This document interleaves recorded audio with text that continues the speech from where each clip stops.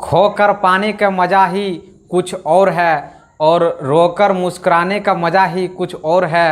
हार तो ज़िंदगी का हिस्सा है मेरे दोस्त, हार के बाद जीतने का मज़ा भी कुछ और है। चलिए, हेलो बच्चों, क्या हालचाल है? ऐसा उम्मीद करता हूँ कि बढ़िया होगा। तो अब चलिए क्लास को शुरू करते हैं। इस वीडियो में हम केमिस्ट्री पढ़ने वाले हैं, क्लास 10th का, ठीक है। और VVI सब्जेक्टिव क्वेश्चन 2023 का ये होगा और एक क्रैश कोर्स के रूप में इसे जाना जाएगा, ठीक है। और जो अध्याय ये पहला होगा, चैप्टर का नाम है रासायनिक अभिक्रियाएं एवं समीकरण। रासायनिक अभिक्रियाएं एवं समीकरण, ठीक है। तो चलिए सबसे पहले इसके बारे में थोड़ा बहुत कुछ जान लेते हैं कि रसायन शास्त्र को अंग्रेजी में केमिस्ट्री कहा जाता है।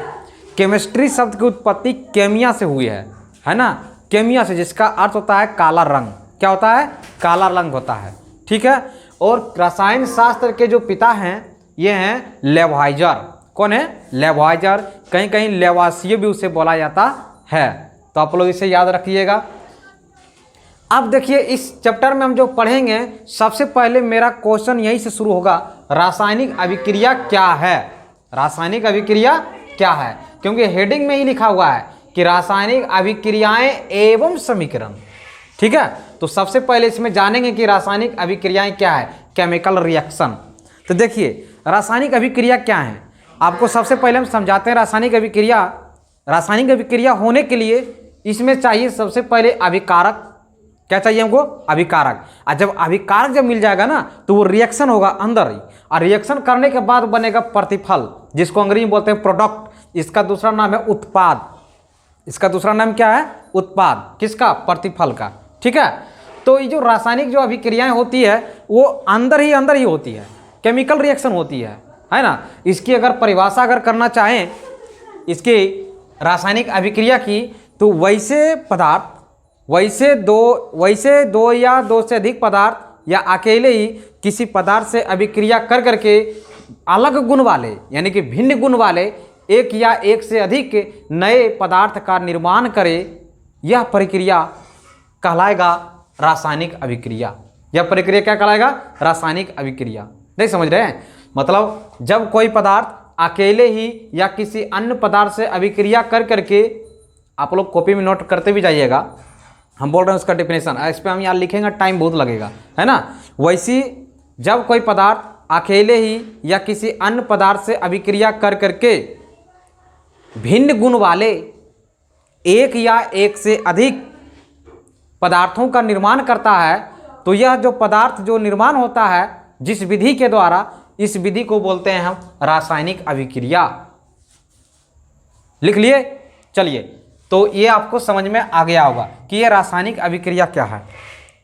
रासायनिक अभिक्रिया में देखिए, एक तरह से इस तरह समझते हैं, नया पदार्थ कैसे बनता है। अब आपको हम बताते हैं। देखिए, ये है पानी है, ठीक है, ये पानी है।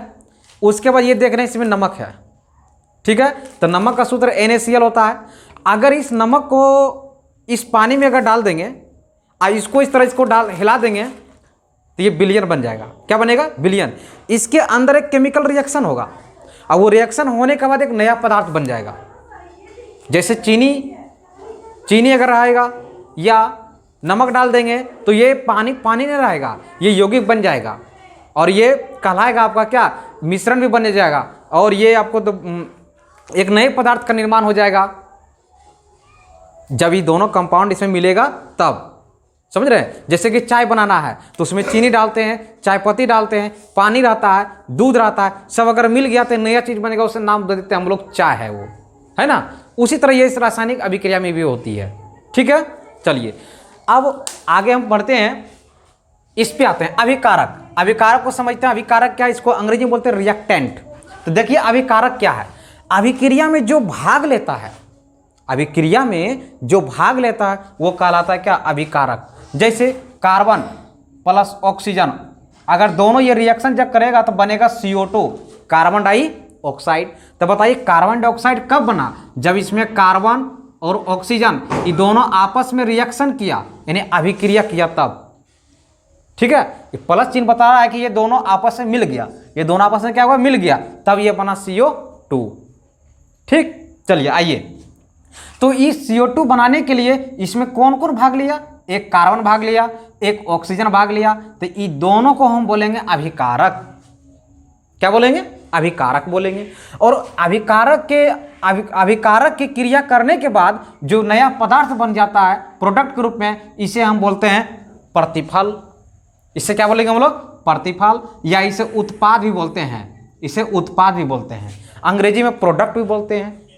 ठीक है, क्लियर? आइए, तो ये भी दोनों पॉइंट आपको अच्छे तरीके से क्लियर हो गया होगा। अब चलते हैं रासायनिक अभिक्रियाओं की विशेषताएं। देखिए, जब भी कोई पदार्थ आपस में जब अभिक्रिया करता है ना, तो उसमें कुछ ना कुछ जरूर परिवर्तन होता है। तो उसके क्या क्या परिवर्तन होते हैं इसमें देखते हैं। सबसे पहला पॉइंट परिवर्तन होगा गैस की उत्पत्ति। उसमें गैस निकलेगा।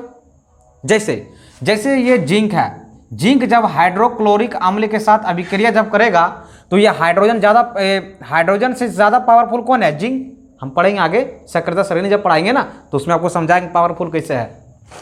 तो इसका मतलब ये कमजोर है, तो इसके यौगिक से यानी हाइड्रोक्लोरिक अम्ल से हाइड्रोजन को ये भगा देगा। तो यहाँ बच जाएगा आकर के कौन? जिंक बटेगा, और क्लोरीन के साथ ये बन जाएगा जिंक क्लोराइड, और हाइड्रोजन H2 ये गैस बन के या क्या होगा?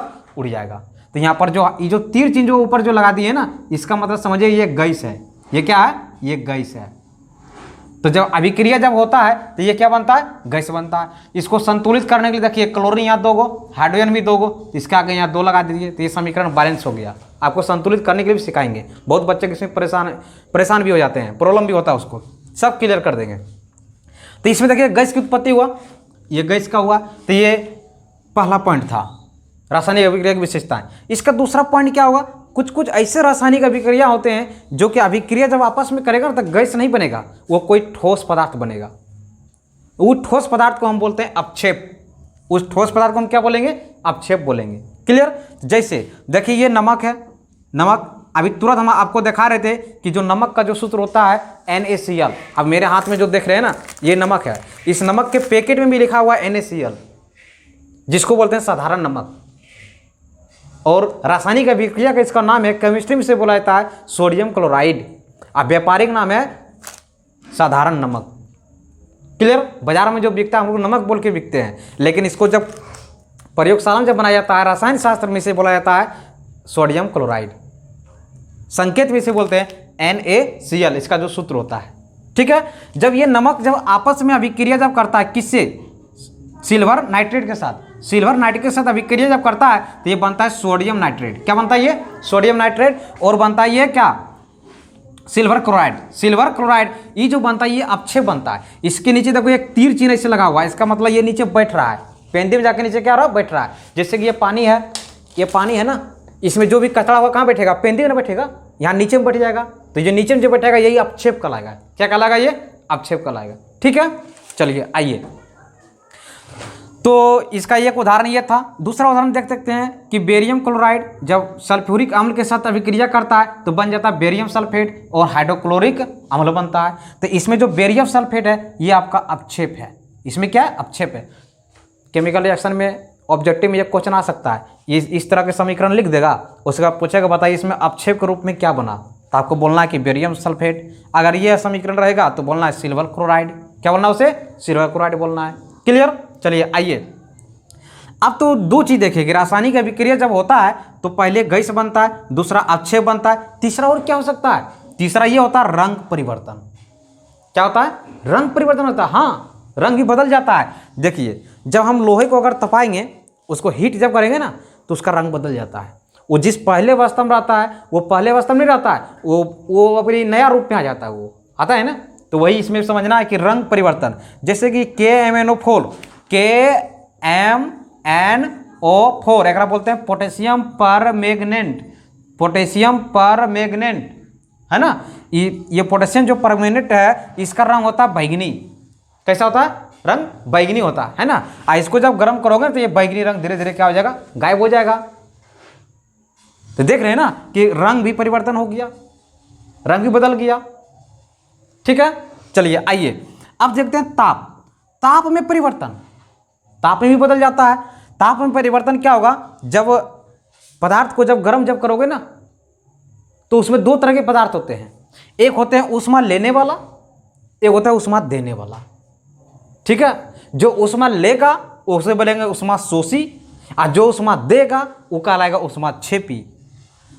आपको हम बोले साधारण भाषा में, लेकिन एग्जाम में तुमको ऐसे नहीं लिखना जो ऊष्मा लेगा ऐसे बोलेंगे, उसको बोलना है आपको ऊष्मा क्षेपी और ऊष्मा शोषी क्या है। चलिए आपको बोर्ड को हम क्लीन करके आपको समझाते हैं अच्छे तरीके से। बने रहिएगा वीडियो के अंत तक, और वीडियो को अगर अच्छा लगता है तो अपने ग्रुप में जरूर इसे शेयर करें, ठीक है, और प्लीज़ सपोर्ट करते रहिएगा।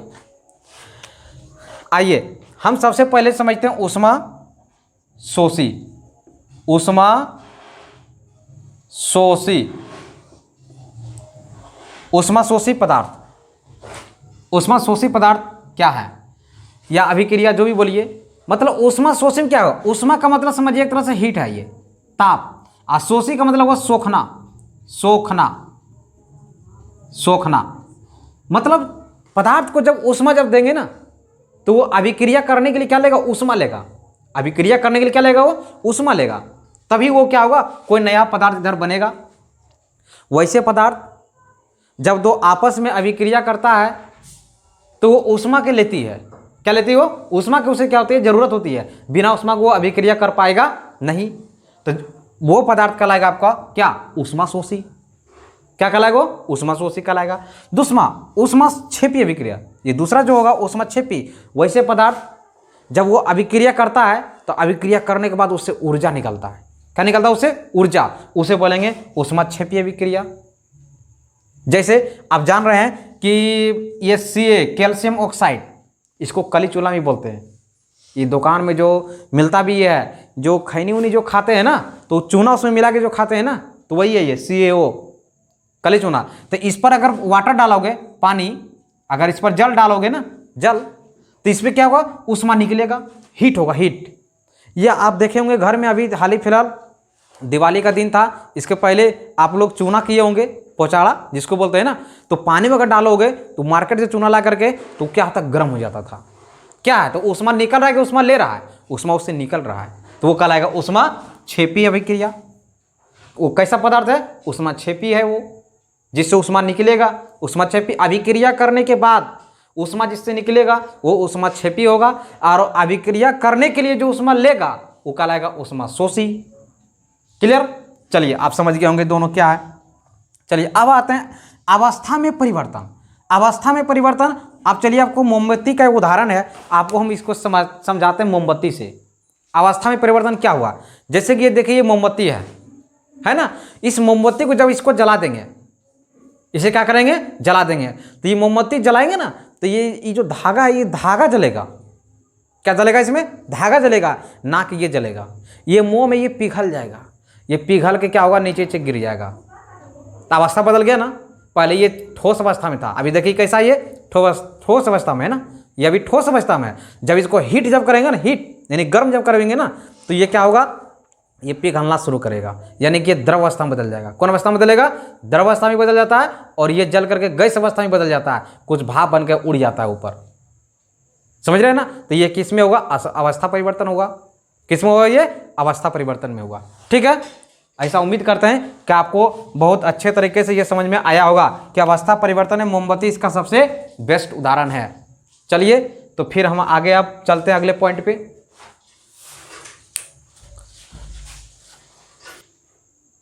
चलिए समझते हैं कि रासायनिक समीकरण किसे कहते हैं।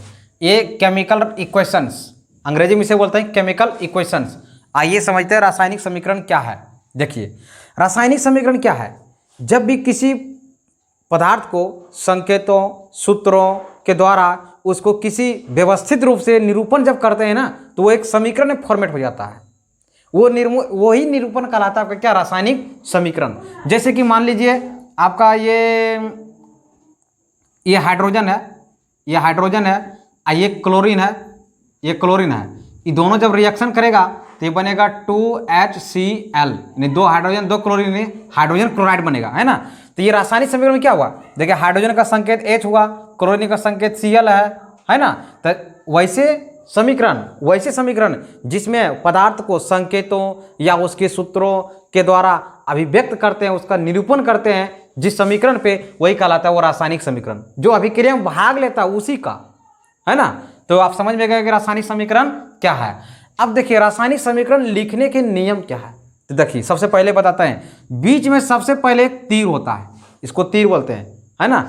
ये जो तीर जो बतलाता है रासायनिक समीकरण की अभिक्रिया की दिशा। ये तीर जो है आपको पूछेगा कि रासायनिक समीकरण में जो ये एरो जो होता है तीर, ये तीर क्या बताता है, रासायनिक अभिक्रिया की दिशा, ये किधर से किधर हो रहा है। तो ये अगर इस तरह तीर रहेगा ना तो समझ जाइए ये उधर होता है बायां, इधर होता है दायां, यानी कि बाएं से दाएं की ओर हो रहा है अभिक्रिया। ठीक है। अब देखिए ये रासायनिक जो अभिक्रिया का जो चिन्ह है, यानी जो तीर है, इस तीर के पहले जो होता पदार्थ जो अभिक्रिया में भाग लेता है वो कहलाता है अभिकारक। जैसे इसमें कुछ और ले लीजिए, जैसे कि ए है अब प्लस बी है, अगर ए जब बी से अभिक्रिया करेगा तो बनेगा इधर सी, अब प्लस क्या बनेगा डी। तो ये जो ए और बी जो है ये कहलाएगा आपका अभिकारक। ये क्या कहलाएगा, अभिकारक। ये आपका होगा अभिकारक होगा। इसमें जो है रासायनिक समीकरण लिखने के लिए इसमें बीच में क्या लेते हैं, चिन्ह प्लस का लेते हैं, यहाँ पर प्लस का चिन्ह लेते हैं, माइनस का नहीं लेते हैं, माइनस का नहीं लेना है। ठीक है, बीच में प्लस लेते हैं तभी दोनों अभिक्रिया करें। प्लस लेंगे मतलब मिला रहे हैं, मिला रहे हैं मतलब दोनों अभिक्रिया करेगा मिल करके ना, कि घट करके करेगा, इसलिए यहाँ पर प्लस चिन्ह लेते हैं। अब ये तीर चिन्ह इसलिए लेते हैं कि दिशा व्यक्त करने के लिए, कि जब आपस में जब मिला तो ये चीज़ बन गया। तो ये आपका कहलाया प्रतिफल। ये क्या कहलाया आपका, प्रतिफल कहलाया, या इसे उत्पाद बोलिए, उत्पाद। अंग्रेजी में इसे प्रोडक्ट, इसे अंग्रेजी में क्या बोला जाता है, प्रोडक्ट बोला जाता है। ठीक है। तो देखिए रासायनिक समीकरण के बाईं ओर, रासायनिक समीकरण के जो बाईं ओर होता है वो अभिकारक होता है, और रासायनिक समीकरण के जो दाईं ओर होता है वो प्रतिफल होता है, यानी वो उत्पाद होता है। ये एरो जो बताता है अभिक्रिया की दिशा को बताता है, रासायनिक अभिक्रिया की दिशा को बताता है कि ये किधर से किधर हो रहा है। तो सबसे पहले रासायनिक समीकरण के जो लिखने जो नियम है, हम लोग सबसे पहले जो पदार्थ जो अभिकारक जो भाग लेगा, अगर एक अभिकारक होगा तो प्लस चिन्ह देने की जरूरत नहीं है, अगर दो अभिकारक होगा तो उसके बीच प्लस का चिन्ह लगाना है। क्या लगाना है, प्लस का चिन्ह लगाना है। और अभिकारक को हमेशा तीर के बाईं ओर रखना है। किधर रखना है, बाईं ओर, यानी कि एक पॉइंट के उधर रखना है, इधर ये इधर एरो की तरफ नहीं रखना है। और ये दोनों जब रिएक्शन जब करेगा तो जो नया पदार्थ जो बनेगा नया, वो इधर होगा, एरो के बाद होगा, वो दाईं तरफ होगा। ठीक है। तो आपको समझ में आ गया होगा कि रासायनिक समीकरण लिखने के जो नियम है आपको बुझा गया होगा कि किस तरह इसको व्यवस्थित करना है। हम इसके बाद वाले वीडियो में पढ़ेंगे, इसके बाद वाले वीडियो में पढ़ेंगे कि रासायनिक समीकरण को संतुलित करने का कैसे संतुलित करेंगे, है ना। रासायनिक समीकरण को कैसे संतुलित करेंगे, इसके बाद वाला वीडियो में हम आपको क्या करेंगे इसमें बताएंगे। ठीक है। तो मेरे प्यारे विद्यार्थियों सभी को धन्यवाद। बस इतना ही इस वीडियो में, फिर मिलेंगे हम नेक्स्ट वीडियो में। इतने ही खुशी, इतने ही उमंग और इतने ही जुनून के साथ। सिर्फ आप लोगों का सपोर्ट चाहिए, बार बार यही बोल रहे हैं, सिर्फ सपोर्ट। ठीक है। जय हिंद, जय भारत।